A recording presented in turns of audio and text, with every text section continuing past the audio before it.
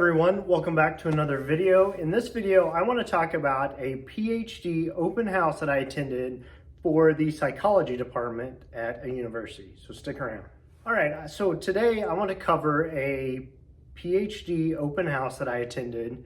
There was a virtual event, it was not in person. So I want to cover a little bit about this. So I reached out to professors ahead of time, and I was just inquiring about the program, trying to get a little bit more information, kind of even what they're looking for in students and applicants, that sort of thing. And that's when they told me about a open house event, a virtual open house event that they were going to have. So I went ahead and I signed up for it. So the interesting thing to me is speaking with professors, they've all got different personalities, obviously. Some people were very nice, very welcoming. They're good recruiters. They're good at like, hey, come to our university, come apply, we would like to have you.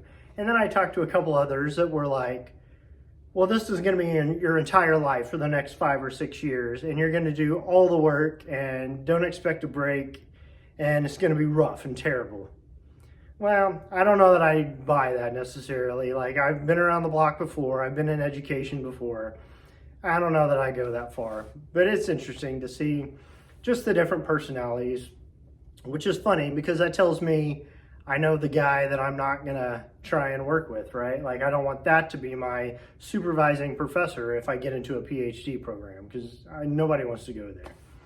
So the other thing I want to touch on was stipends, and I'll do another video. I want to break down the PhD process, like what everyone goes through, what you have to do, the stages of it. But one thing I want to talk about here is the stipend.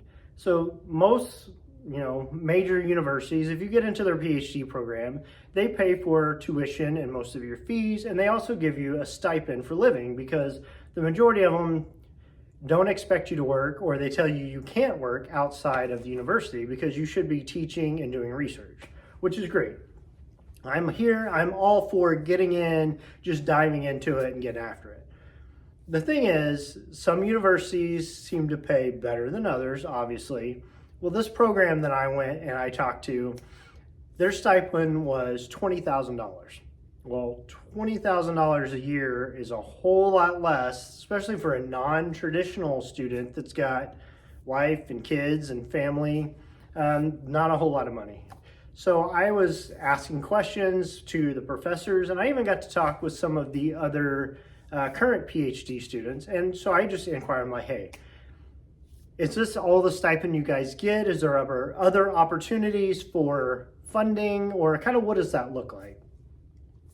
So there's a couple of other opportunities. They have some fellowships that you can get and that sort of thing, but we're still only talking 25, 27,000, something like that a year, which is still not a whole lot of money. But I found it very interesting that some of the people I talked to were like, oh, we make plenty of money, we can still go out and do stuff, we can still go out to eat, and we still have a life, we live on our own, we still don't live with people. I don't know how that's possible. Maybe it's just me, maybe it's because I've been in the corporate world for so long. I'm not saying I make a ton, because that's not the case at all, but $20,000 does not go very far, especially in 2025. Everything is expensive, it doesn't go very far. So I find this interesting, right? So there's got to be other ways that you could supplement your income. And I'll touch on this in other videos as well, because my goal eventually is to get to a PhD program. But if I don't have another means of income, whether it's a business or a side hustle or whatever that might look like, if I don't have other money coming in, one of the things I'm going to have to look at is, what is the stipend? How much are they offering? None of them are a ton, obviously, but if you're making 35, 40, 45,000 from one university, and then you have another one offering you 20, well, if you get into both programs, that's a big difference. That's like doubling your money, because 5 years is a long time, right? Like, let's be honest, especially if you've got other things going on, responsibilities, kids, that sort of thing. 5 years is a long time to live on basically no money. So I think that's an interesting perspective. I thought that was an interesting take on that. Some people are fine with it. Some people make it work. Great for them. I'm not sure how they do it, but that's cool. Anyway, that's just one thing I wanted to touch on. A little experience I had not too long ago.